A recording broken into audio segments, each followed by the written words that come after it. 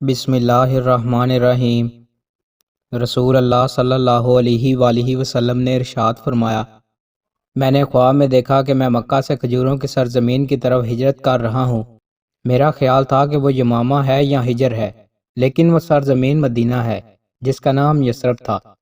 اور میں نے اپنے اسی خواب میں دیکھا کہ میں نے اپنی تلوار ہلائی تو اس کا وسط ٹوٹ گیا۔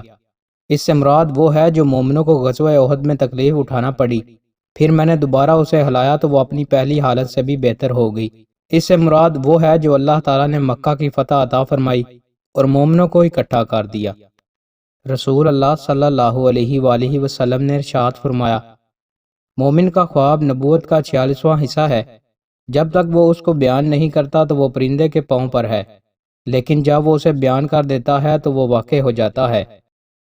رسول اللہ صلی اللہ علیہ وآلہ وسلم نے ارشاد فرمایا، سب سے بڑا جھوٹ یہ ہے کہ آدمی اپنی آنکھوں کو وہ چیز دکھائے یعنی جھوٹا خواب بیان کرے جو انہوں نے نہیں دیکھی۔